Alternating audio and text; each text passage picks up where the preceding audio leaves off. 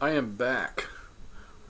I have one more project completed, but first I wanted to show my workspace. My daughter asked me where I'm doing this at, so I'm sitting at my desk.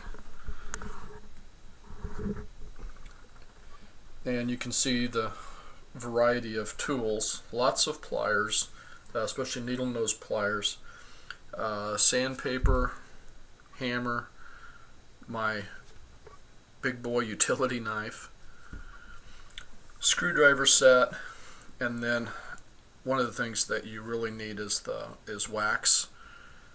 The wax goes on the gears, and sometimes when you have two pieces of wood that are located very closely together, or they're actually rubbing on each other, I use a small brush with Johnson's floor polish. So this is the UGEARS tractor that I just completed. This is the first UGEARS that I have worked on. It's made in the Ukraine, and like the other wood projects, it is laser cut plywood. Of the two tractors, this was the roker that I did previously. Of the two tractors, the UGEARS, I would say, is much more frustrating. They use real toothpicks in the assembly. You can see where some of the toothpicks are sticking out of the sides. And what this gives you is not a real tight fit when you can move pieces back and forth. It's functional. It's just not as tight. The frames, I would say, is a little more flexible than it is on the roker. There are no rubber bushings or steel rods on the UGEARS. You can see the pieces of yellow are rubber bushings that are used to keep the rods in place. There are no steel rods, no steel parts at all on the UGEARS.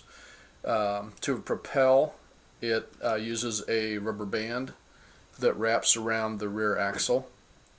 And then there's a series of wood, bushings, wood bushings that the rubber band goes around. The roker, if you remember from the previous video, has a steel wind-up that actually works very well. If you compare the two, even in weight, the roker easily outweighs the UGEARS, at least by twice. And size-wise, you can see that it's a little bigger.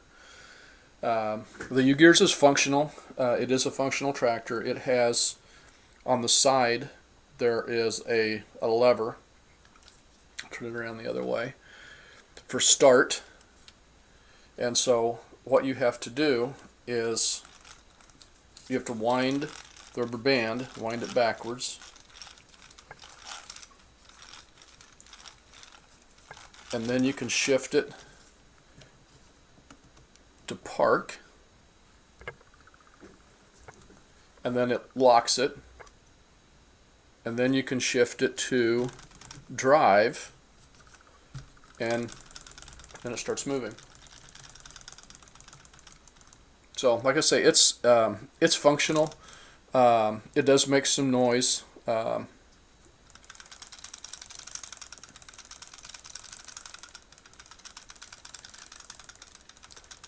gears mesh very well.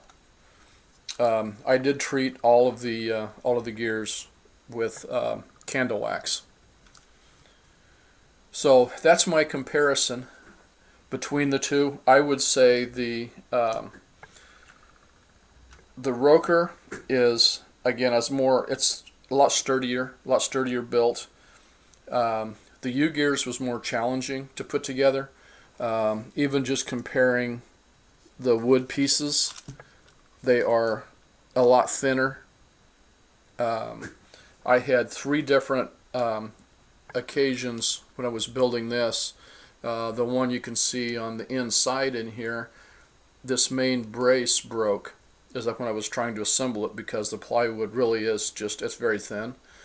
So I had to take it back apart and clean the brake and put some wood glue in and then clamp it together.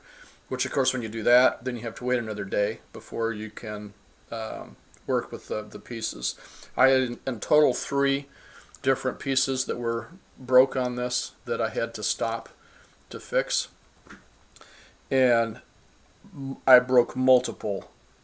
Trying to assemble it with the toothpicks is just, it's not a very easy thing to do. I would say of the 2, it's much easier to get frustrated putting the UGEARS together.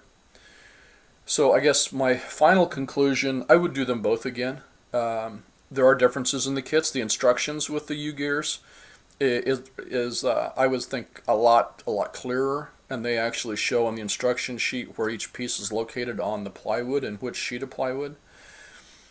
If you're in a hurry or you're easily frustrated or you lose your patience, I would probably not attempt the UGEARS. The UGEARS is a little more, I would say, a little more advanced, and it is more difficult to work with. There is a difference in the price. The UGEARS kit, the last Amazon price I checked was $29.99, and the Roker was $34.99. So there's $5 difference. I would have expected to have paid in the $30 to $40 range for the Roker, but I think there's at least $15, maybe $20 difference between the Roker and the UGEARS for what you actually get. So I guess until next time, I will be starting on another wood project.